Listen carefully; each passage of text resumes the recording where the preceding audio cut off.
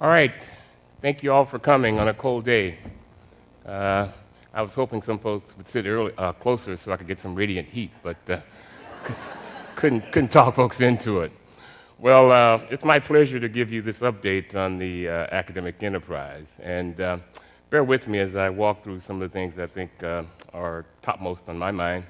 And for us, it reminds me of this parable which says that every morning in Africa, the gazelle wakes up and knows that he or she is going to have to outrun the fastest lion if he or she is to survive. The lion wakes up and says he's going to have to outrun the slowest gazelle if he's going to survive. And the message is, when the sun comes up, we better be running, whether you're a lion or a gazelle. And you may remember last year when I talked about some challenges that were facing us in the academic enterprise. At the very end of that presentation, I said, we have been busy, but we're about to get busier. And we have indeed been very busy over the last year. Part of it was I called my listening tours. I tried to understand as much as I could from the members about the organization, the challenges we were facing. And I've tried to summarize that on this slide where I say the members spoke. And you all said that we needed to be more integrated, we had to be better coordinated as regards our four fundamental missions in patient care, education, research, and administration. You said that we needed to look very carefully at how we were configured to make sure we had the optimal infrastructure and the right personnel. The third bullet point is a theme that we've heard over and over because it's so important to us, and that's our need to improve our communications and improve how we're coordinated as we look at those aggregate activities that represent the Academic Health Center. This includes facilitating enterprise-wide strategic planning, but also looking deeply at operations, how well we do things. The fourth point that I heard loud and clear was, at the same time we're doing those first three bullet points, we have to make sure that we are improving our financial health and that we're good stewards of our resources. So if you think and remember nothing but this, remember this slide, which says, summarizing it all together, you all said we need to simplify, we need to be better aligned, and we need to be better integrated. So over the course of the last year, we in the Provost's office and elsewhere throughout the organization have endeavored to set higher expectations for excellence as regards performance. We've worked together with all of our partners to design and create a clearer shared vision for the future that optimizes alignment across our health system. And importantly, for us to be successful, we've tried to emphasize the importance of dense communication. We have to communicate aggressively and actively wherever we are in the organization. We've endeavored to improve our structural and functional organization, especially in the Provost's office, trying to make sure that we have the right kind of expertise to help us pursue excellence.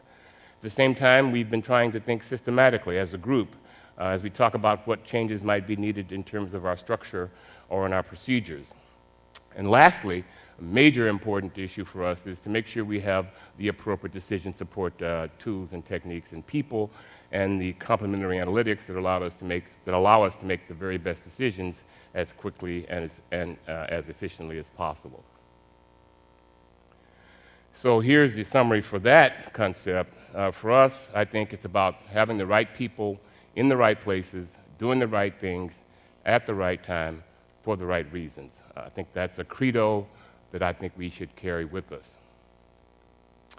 So I've tried to say on this slide that we've listened in the Provost's office as we've looked at duties and responsibilities and recruited some new folks to help us achieve our vision. You'll note here Dr. Ainsworth, Vice Dean for Academic Affairs, a new appointment. Mr. Anderson has joined us as Vice Provost, focusing on strategic planning and other special projects in the Provost's office. Pat Chica steps in from our own source, if you will, to head our library services. Tony D'Agostino also promoted to this position, heading research administration. Dr. Lieberman, Vice Dean for Administration, new role for him. We were able to convince Dr. Martin to stay on and head our student services. Michelle Moreno joins us as Senior Business Manager and hopefully soon to be Chief of Staff in the Academic Enterprise. And Victor Moreno coming in as our lean expert, one of our lean experts, but also helping us with faculty relations and onboarding, things like that that are critically important for us to be successful. It's a cast of characters that are extraordinarily talented. I am delighted to have the opportunity to work with them every day.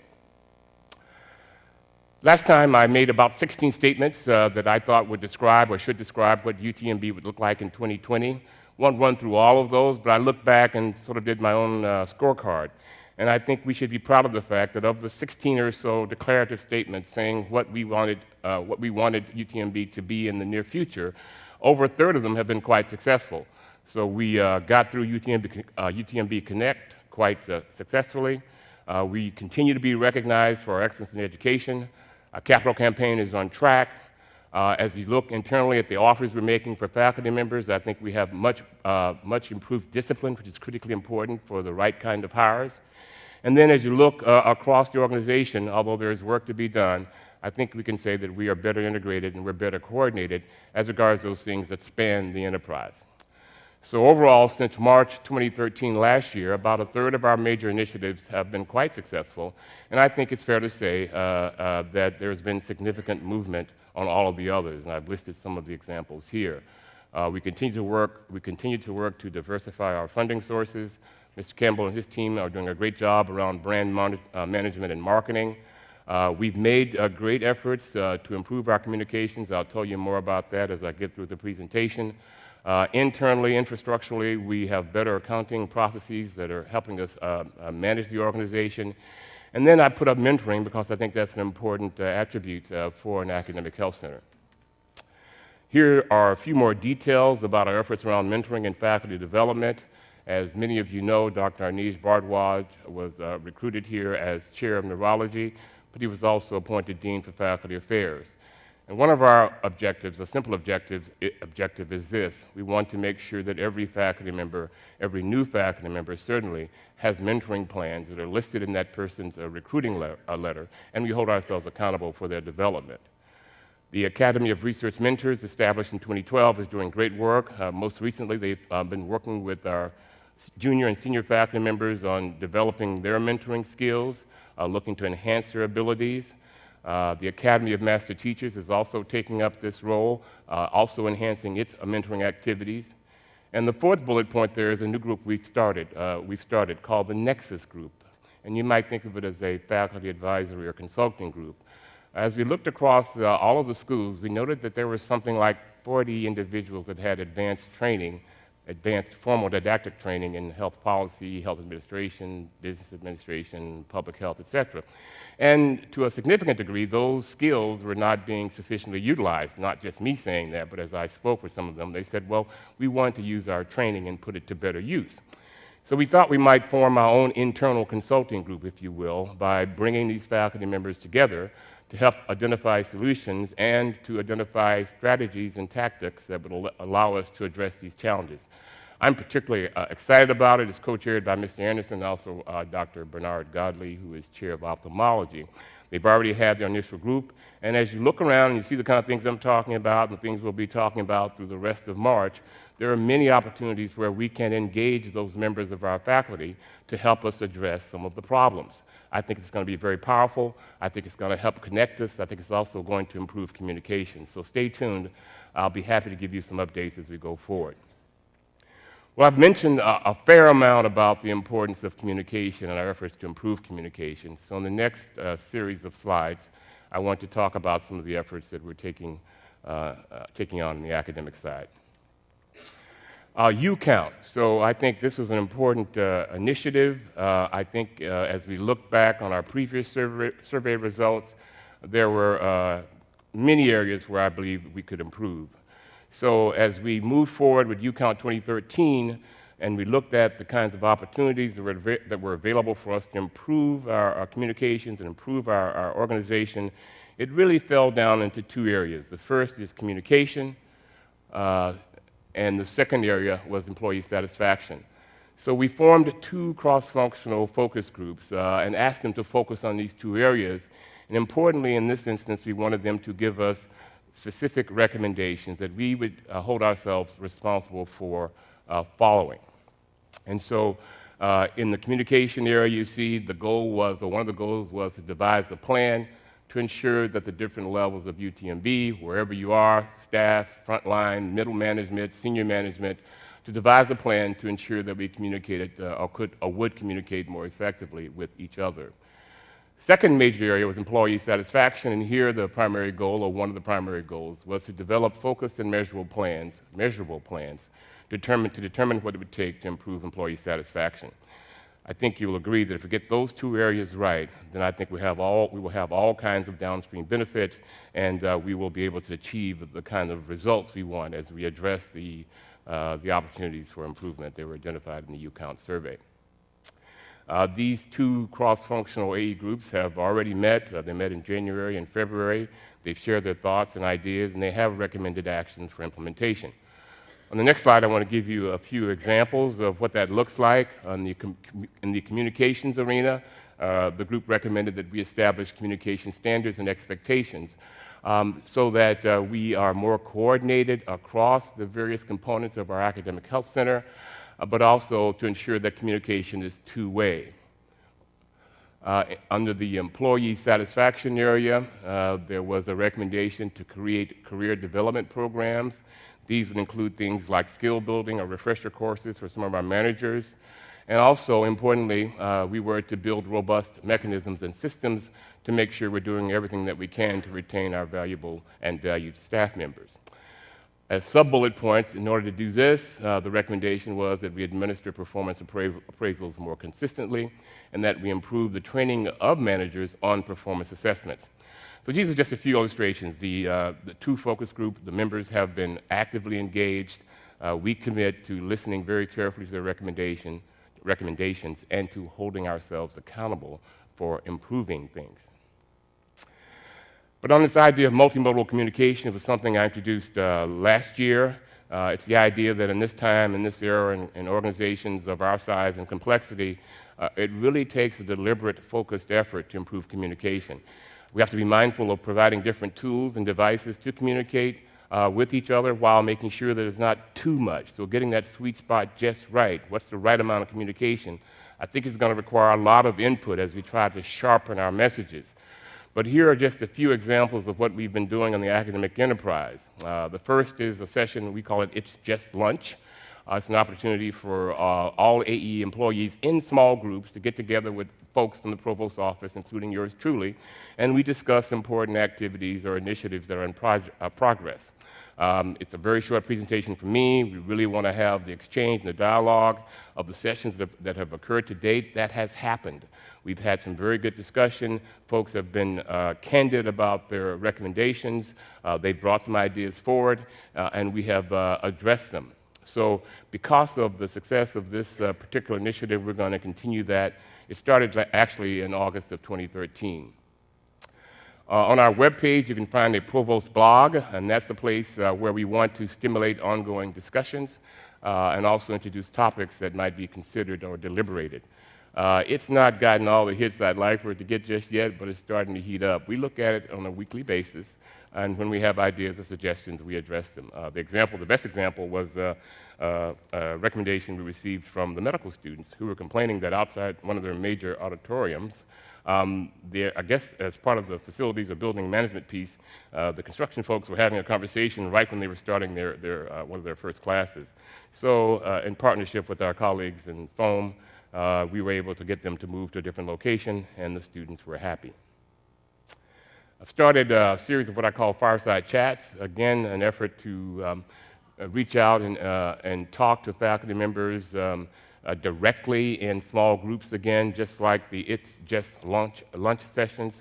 These fireside chats are sometimes one or two or three departments together. Again, I do an update about the things that are pressing in the academic enterprise at that time, and then we open it up and have conversation. Those have been very successful as well, and the feedback that I have received suggests that we should continue, which we will. Lastly on this slide, recognizing the importance of communications, I have been fortunate to convince Dr. Mahan to stay on as Associate Vice President for Communications, Recruitment, and Special Projects. I see him as being the focal point for our communication efforts, making sure we stay connected with everything else that's happening across the institution, working closely with Mr. Campbell and others. Recruitment, as you know, is a very, very important task for us. It's important to get it right. It requires lots of hands-on. It's a high-touch sort of engagement. Dr. Mahan has demonstrated himself to be very skillful here. And then the last issue, the last area is special projects. Any number of things are coming forward where, again, we need dedicated, concentrated attention. So I'm delighted that he's agreed to take on that task. We expect him to start in April.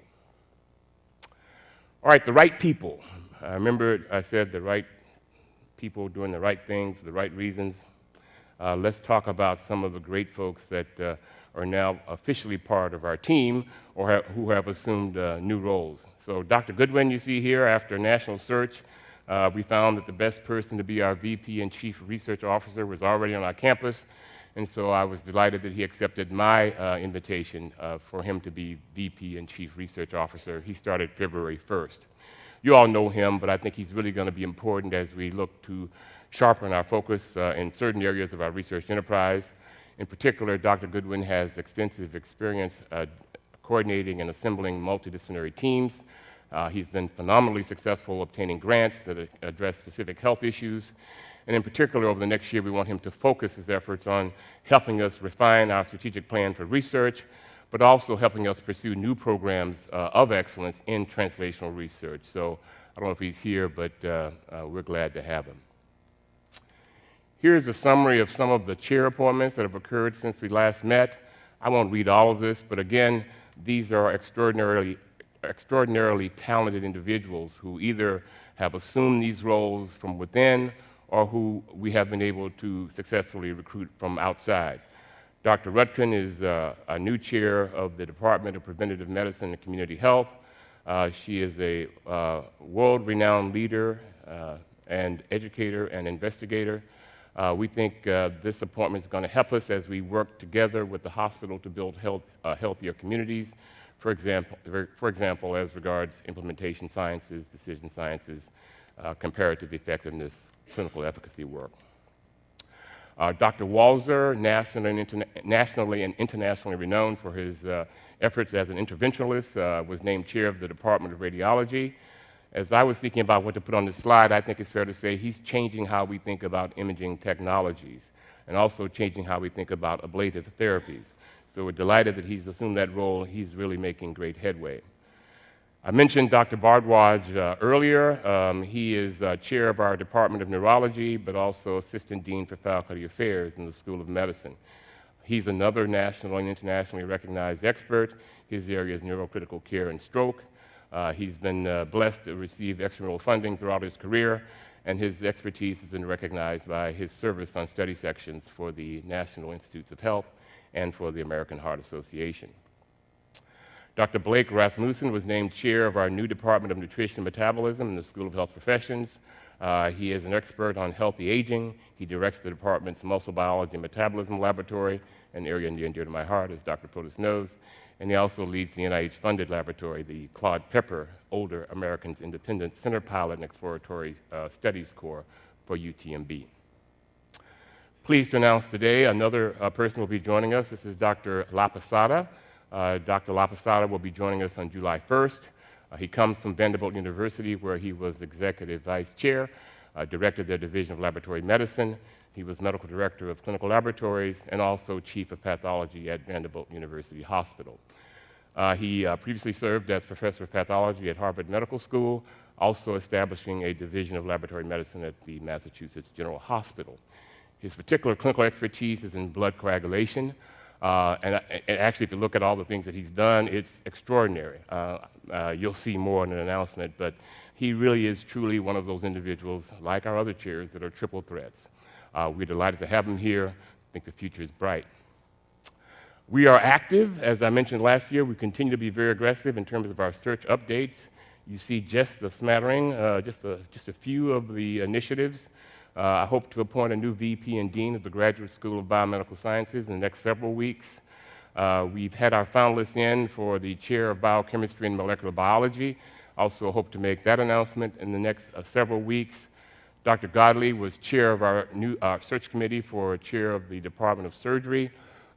We had over 50 applications for that position. The list was then culled to identify 5 individuals who would come to campus in the initial round. One person's already visited. We're looking for other administrative support in the School of Medicine. As I mentioned, Dr. Mahan is staying on as Vice President for Communications, and we filled one of our major administrative support positions, the Director of our Basic Sciences 1 group, with Dr. Evanoff. What I would want you to recognize as you look at this list and you hear my comments about our searches is that in every instance, either from within or from folks that are coming to join us, these are top shelf, top flight individuals. They see the same value in UTMB, the same opportunity that you all see, and they know that great things are happening here. So they want to come join us. This speaks well to us as an institution, speaks well to your efforts prior to my arrival, and I think it bodes well for the future. Okay, the new faculty compensation incentive plan, effective March 1st. After about a year's worth of work, including some foundational efforts by our compensation committee, any number of sessions with one-on-one or one-on-few or the departments as we look to see how the plan might be best configured to ensure its success. After approximately 90 or 100 modifications, we submitted it to the system for approval, and it was approved. And I won't go through all the details here, but I think it is a seminal event in our history. Thanks to all the faculty members and staff who helped to create it, I think it's going to set us up well for the future. Now, here are some tenets, if you will, of the compensation plan that I think are the high-level kinds of attributes we want to keep in mind. Listening to the faculty members. We wanted to make sure that any incentive payments would reflect performance that exceeds expected productivity, and that higher productivity would result in higher compensation. Part and parcel to this is this idea of accountability. We must hold ourselves accountable wherever we are in the organization going forward. Mrs. Sollenberger mentioned that today in one of our earlier meetings. As part of defining accountability, we have to be clear about what the expectations are for everyone in terms of what they're being expected to do, what they're being asked to do, how that will be assessed, how that will be measured, and then the incentives that will be attached to it going forward. Now, I always talk about compensation just being one part, if you will, of the total value proposition for a faculty member or a staff member. Compensation is important. We have families, we have obligations, we have duties. But at the same time, it's not just about the money. There are other things we must do to recognize folks for their efforts. So remember, this is just part of an overall scheme to recognize faculty members for their efforts. Faculty members said that in the past, the incentives were not necessarily understandable, they weren't necessarily predictable, they weren't sufficiently transparent, so our plan addresses that. And then I've talked about how we assess performance. So there are goal criteria. We assess and try to coordinate those centrally in partnership with the major program heads and the department chairs. But one of the reasons is to make sure that we are consistent as regards how the plan is implemented, but also to make sure that we have the funds available so that for folks that achieve what it is expected of them, we make sure that's funded at a central level so it's not subject to any variations that occur at the department. Getting this compensation plan in place at this time, I think, is critically important. It prepares us very well for the future, any future changes that come down the road as regards healthcare reform. We now have a structure on which we can address these issues. And importantly, now we have greater consistency, transparency, and alignment. That's going to help us attract and retain the very best faculty members. The other concept is it's not just about individuals, the individual performance. We wanted to make sure that we recognize those other components of our organization. So there are opportunities here for incentives that are applied and reflect both group as well as larger organizational performance issues. And this might be as regards priorities that are important to the health system. You see some of them listed here. That's quality, that's efficiency, that's growth, as well as the pursuit of academic excellence. So here's a little bit more. I want to emphasize that we're moving beyond individual incentives. There is an individual component. It talks about baseline productivity expectations relative to external benchmarks where they are available, and we set that at the median. And then there's a tiered return of incentive compensation to the members based on productivity that exceeds the benchmark expectation. But look at these two other elements here. There's a group component. Department chair of the programs will recommend performance goals for the group. These have to be approved by me and ultimately by Dr. Callender, but that is in there, and the chairs have been very active in setting group goals. And then there is the health system component, thanks in no small part to Ms. Sollenberger, where now we have a margin sharing agreement such that if we achieve certain benchmark expectations, there will be dollars available to distribute to the academic enterprise as well as to the health system proper. Here are some elements. I won't read all of them, but as I mentioned earlier, we made every effort to make sure that the plan was vibrant, that it recognized both those things that might be measured quantitatively, but also those things that should be assessed qualitatively. The plan is meant to be iterative. It's a dynamic environment external to us. There will be changes coming down the pike. We will need to review and refresh our plan, and so our plan can be modified. We tried to be cognizant of the pressures that our researchers, other investigators are experiencing, where we set a threshold initially at 50% extramural salary coverage. But importantly, we put an element in that says that if our researchers are submitting grants and those grants are scored but not funded, then we can extend a rolling period of observation so they're not going to be subjected to any decrease in compensation. So if you're in the research arena, if you're submitting grants and those grants are sufficiently competitive to be scored, then we believe that that's an important ask and that's an important delivery from our research faculty members. Not every organization recognizes administrative effort for faculty members. My previous institution did not, for example. Here we said that we wanted to say that every faculty member could receive up to 10% salary support for their professional efforts across any of the missions. I think that's been very well received. But in addition to saying that everyone can get up to 10%, we said we wanted to formally recognize those administrative duties that were vitally important for the academic enterprise. And so these are additional percent allocations that are recommended by the deans and approved by me as provost and Dr. Callender. Again, as Mrs. Sollenberger said earlier, one of the key sort of attributes, one of the key sort of abilities, the key necessities for academic health systems is accountability.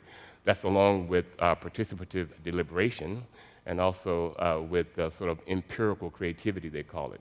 But this plan recognizes and establishes accountability at those three important levels: the individual level, the group level, and institutional level. I've already mentioned the margin sharing agreement. I think that's really important for our future. So in the next, or the final 15 minutes, I want to talk a lot about the way forward, if you will. And this, again, was informed by conversations I had with you all and conversations I had with the members. As we started to plot our way forward for envisioning UTMB in 2020, these were the desired outcomes. We wanted to make sure that dialogue occurred throughout the organization. We would have informed conversations. We would deliberate together. We would make those decisions together. But along the way, in order to chart that path, everyone must own the path that we decide to pursue. That means we have alignment and agreement on the way. We will have those conversations to make sure we have optimized alignment, but everyone must own it. Also, the desired outcome is that everyone will participate. Wherever you are in the organization, as you see some of the things I'm going to be showing you in the remaining few slides, we want you to be there. We will have tools and tactics that will inform how we pursue our visions. We'll make sure that performance is balanced with consistent strategy. We already have scorecards. We have put in our compensation plan. There are other compensation plans that are performance-based. This is critically important. One of the descriptors that you all said of the organization last year was that we were not necessarily agile. Well, to get this part right, we will be more agile. We will be described as being nimble, and we will have sufficient flexibility to deal with whatever variations come down the pike. So here's a little pause here. I hope folks don't think this is an indelicate analogy, but as I was thinking about the academic enterprise, I remember what happens in the plane. They talk about the plane decompressing, and then the oxygen masks fall down. And the first thing they say to do is put the oxygen mask on yourself and then help those around you. So as you think about the challenges we have in the academic enterprise, great people, but we have some things we have to get at. So the whole SARA engagement I'm about to describe to you was about putting our oxygen mask on first, not in isolation, just starting on the academic enterprise, and then hopefully that would allow us to be more effective partners with the rest of the organization. I showed you this slide. It's talking about this construct for designing our future. You see a timeline there, and it's not 10 years, it's in the near term. The concept was that we together would define what it is we want it to be in 2020, and then we would reverse engineer that process back to where we are now, informed by great discipline in defining our current reality. Then, and only then, we could focus on process, and then that would be any number of areas here, and that's just a few examples. We could talk about research and clinical program development, construction, IT development, enrollment, affiliations, joint planning, just a few. But then, once again, we envision where we are in 2020, we reverse engineer the process starting at current reality, and then we put in those building blocks that allow us to specifically design our future. This strategic refresh for the academic enterprise has been a robust, exciting initiative. We've had great participation from the members, and as you can see, we'll tie in a lot of things that are happening across the institution, starting with our strategic framework, the road ahead, informed by the Research Futures Committee report, our master plan for the ARC, IT in terms of the use of technology, business intelligence, our new compensation plan, acting on the UCount survey results, trying to bring greater discipline around our budgeting process, and mapping all that into our existing academic enterprise scorecard. This is just to give you some examples of how this all fits together. So hopefully this is familiar to many of you. This is the road ahead strategic framework. So bear with me, let's work through a little bit. As is typical, you have the construction of mission, vision, values, various pillars, and various goals. Well, here's what we actually say in our road ahead document. We mentioned that our mission is to improve health for the people of Texas and around the world. As regards our vision, we work together to work wonders as we define the future of healthcare and strive to be the best in all of our endeavors. Our values are compassion, integrity, respect, diversity, lifelong learning, wonderful things. As regards pillars, we want to expand the impact and excellence of our research programs, and as particular goals under that pillar, we want to grow collaborative research partnerships to expand our capacity to perform cutting-edge multidisciplinary research. So now this parallels this and shows the strategic refresh. Our road ahead document is spectacular, best in class. But then if you talk about an organization like the academic enterprise and ask what is it that we should be doing, this sort of construction comes to mind. So now we have the future picture, we have goals, we have objectives, and we have tactics. So here you see, we mentioned we want to be nationally recognized for excellence in translational research through multidisciplinary collaboration. We want to advance discovery and innovation through those collaborations. The asterisks here refer to items that were specifically mentioned in the Research Future Committee's report, and you see here as objectives. We want to systematically build partnerships and facilitate team science, beginning no later than the fourth quarter of 2014. We want to use our endowment funds more effectively and efficiently to support pilot and bridging programs, and then with Ms. Clarity, we want to aggressively pursue new philanthropic resources to support research at UTMB. So there are a couple things that I'd like to call your attention to as part of the strategic refresh. You see that we hold ourselves accountable by putting in specific declarative statements with milestones that we must achieve. There's the magic, I think, as we take a strategic plan and try to move forward towards specific objectives and tactics to achieve those plans. It's aligned, it all maps, and this is just an illustration how we take the framework of the road ahead and map it to what we're talking about in UTMB 2020.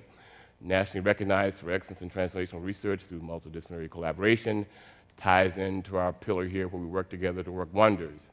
Our efforts to build partnerships ties into the road ahead research objective of expanding the impact and excellence of our research programs.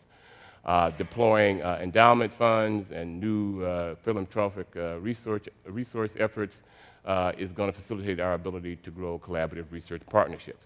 So it's all meant to map together, and I think it has mapped together very, very well. So let's look again conceptually at what we're talking about here. So every good organization has these various units. You see them here: operating units, supervisors, management, academic clinical organization, and then Dr. Callender et al. At the institutional level, senior management.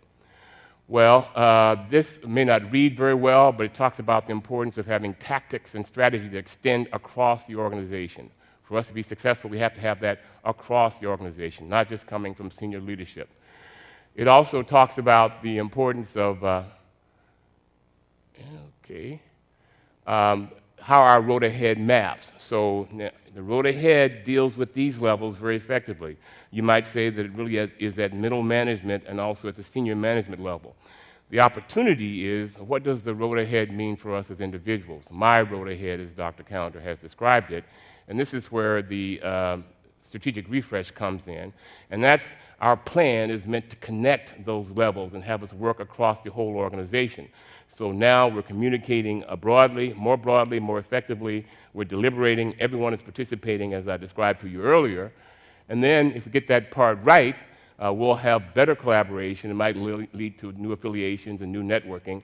But critically important, this piece, that it's only by having this conversation across the whole enterprise can we be most effective with our limited resources.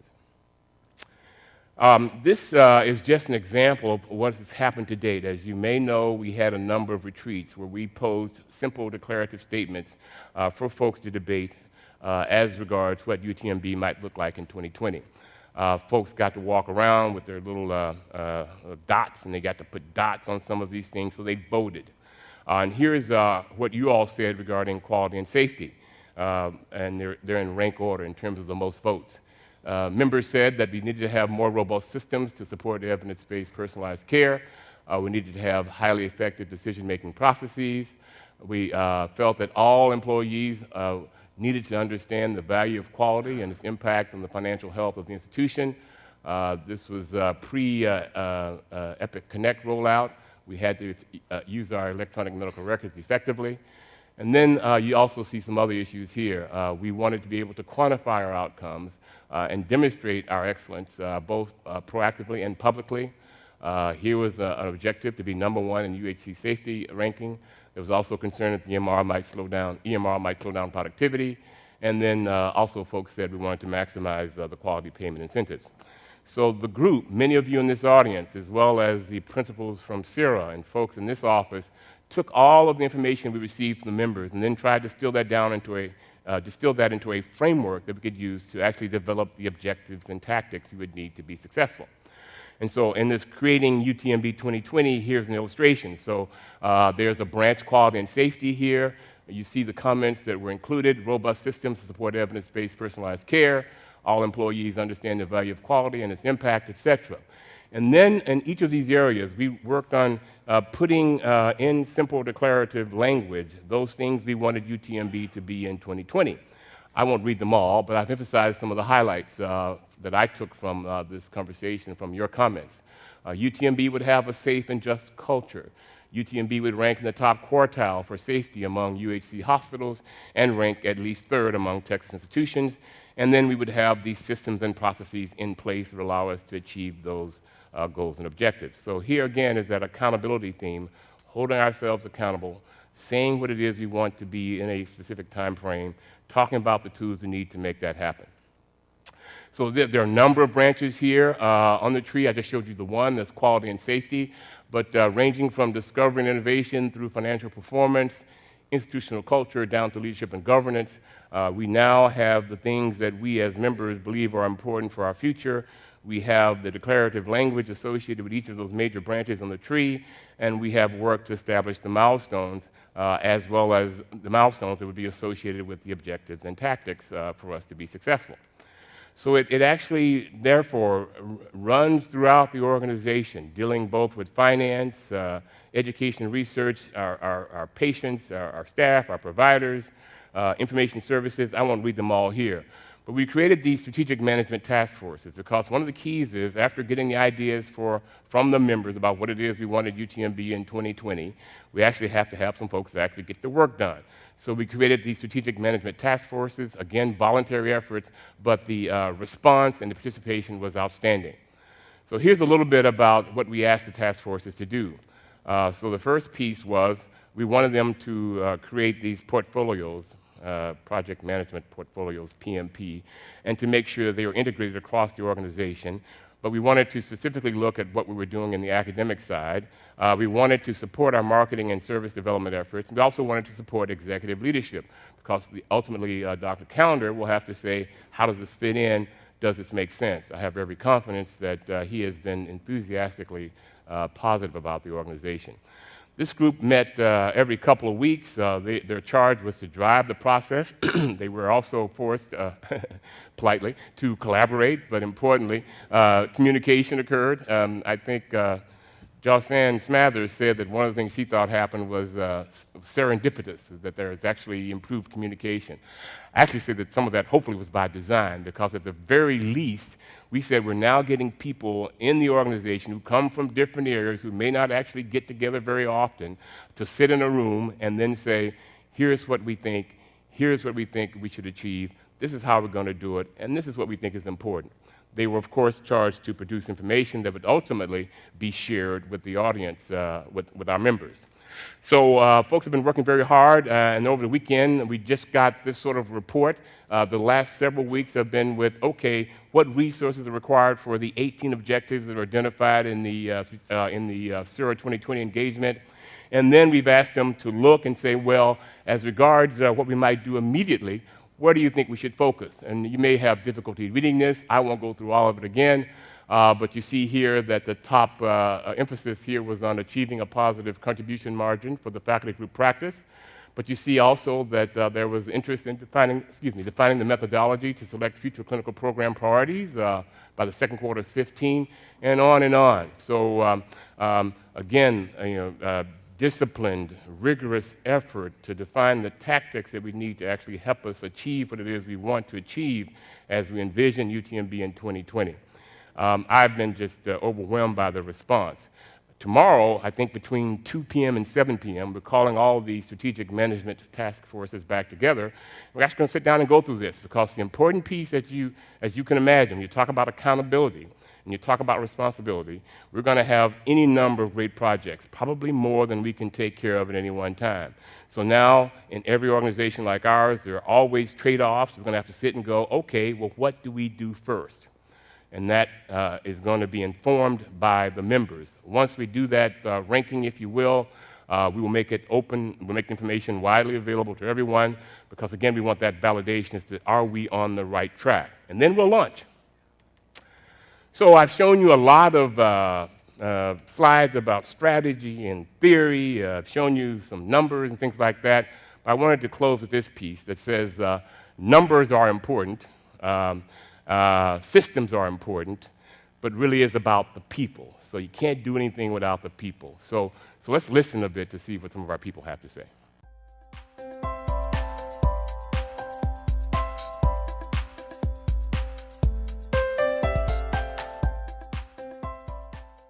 UTMB has some of the most outstanding faculty and staff of any place I've ever visited.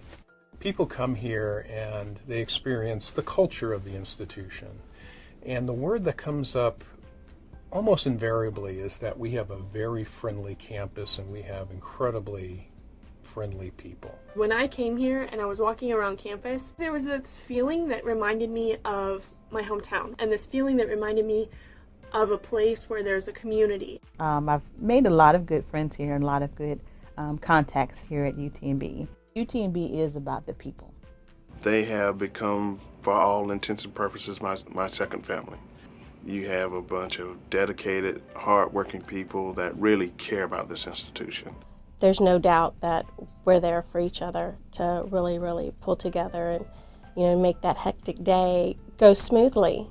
And it's really nice to be able to come and be a real team and to touch people's heart and to touch their lives. And I just think that's a really neat thing, that people feel like connected in the way that you have to have a community in a hospital or in any aspect of the healthcare profession. You have to have a community where people feel like they can reach out to each other.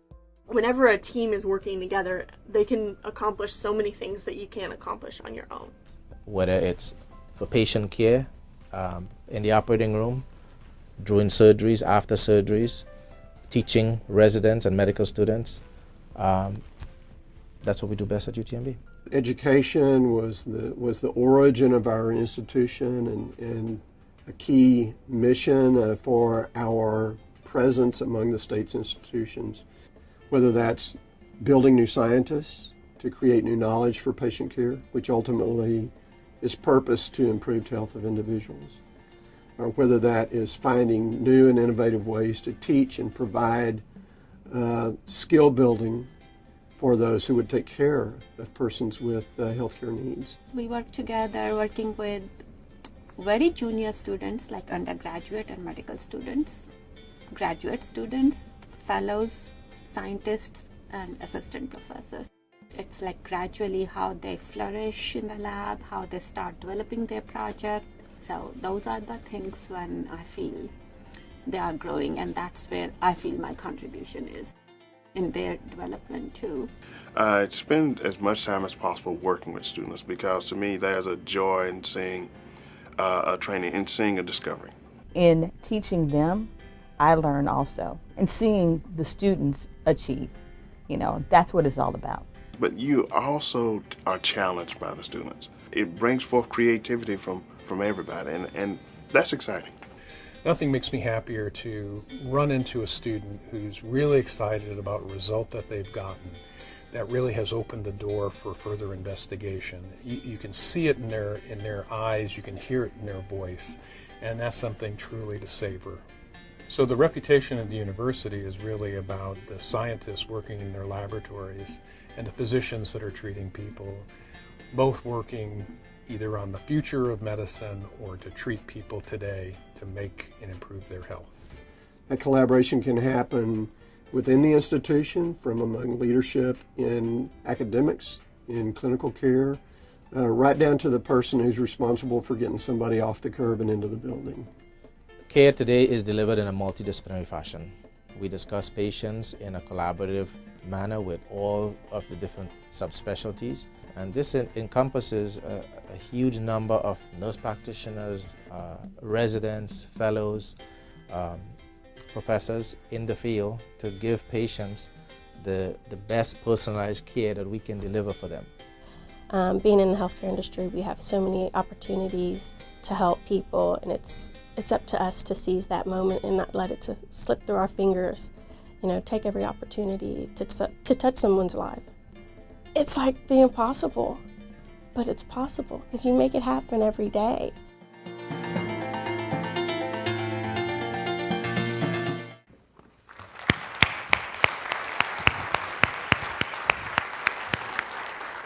That's great, huh? Great piece. Well, we have a few minutes for questions or comments from the audience. Yes. We will make, I don't know if we have actual constituents of all the committees available, but once we finish this project tomorrow, we're actually going to open it up so you'll be able to log in to our website and find all of this, including data like the rankings I just showed you there. You're welcome. There was a question, and I'm going to paraphrase the question, but basically it was a very good question. It said, well, what are we doing in tech transfer, and how are we going to work together to, say, realize the potential of the commercialization of intellectual property as a way for us to generate more margin to help support all the things that we do here, patient care, research, education. So I think it's a great question. I wanted to take this opportunity to allow Dr. Kulata to stand up, and if you haven't met her, say hello to her. She's joined us as another internationally and nationally recognized expert in this particular area. So, Dr. Kulata, you have the floor. Thank you, Dr. Jacobs. Can you all hear me all right? It's a great question. There is a saying generally that intellectual property is the lifeblood of an organization. There's intellectual property, the creations, the expressions, the ideas, the innovations that we come up with here every day. And then there's the intellectual property rights that can be used to protect those. Patents, copyrights, trademarks. Without these things, we can't attract the investment that we need from the outside world to diversify the sources of revenue to UTMB research that we think we need in order to bridge up some of the funding gaps that we see when we apply for grants these days. So I heard a couple of words that were really important, communication, coordination, and commitment. These are things that we're going to need to collaborate going forward in the creation of even more intellectual property and intellectual property rights. I do want you to know that UTMB does have a policy for rewarding inventors for commercialization of intellectual property. Frequently, this comes from sponsored research agreements. It also comes from licensing, primarily of patents and technology and know-how that go along with them, and also from copyrights. Inventors have done very well under this program throughout the years. Let me just explain to you how it works and to give you an address to go to in case you don't remember what I just said. 50% of revenues that we get to UTMB from the licensing of intellectual property go directly into the pocket of inventors as personal income. So if there's more than one inventor, then those inventors decide up front how they're going to apportion their 50%. Another 25% of revenues go to the department or the inventor's own lab. That piece disappears if the inventor later goes someplace else. And finally, the other 25% of those revenues goes to what's called the President's Royalty Fund, and the President has discretion how to use those funds to fund additional research. Now, many inventors over the years have done quite well under this program, and I'm about to head off to what is the first new UTMB Seed Fund meeting. One inventor was so successful he gave money back to the institution from that commercialization, and we are about to go start making decisions to grant $50,000 grants, convertible preferred debt, to help UTMB startups. If you want to know more about this, you can see the policy. Simply go to the UTMB homepage, type in technology transfer and the intellectual property policy for UTMB. There's a link right on the homepage. We're very interested in helping you find collaborators. I actually am looking for a couple of collaborators right now for other inventors. My name is Ann Collada. I'm the new AVP in the Office of Technology Transfer, and I want to hear from you. Thank you. Thank you very much. We also have that area as one of the objectives, if you will, for the academic enterprise, and so we're actually talking about how to help Dr. Collada achieve all those things she's just mentioned. Any other questions? If not, thank you all very much for coming. Enjoy the popcorn.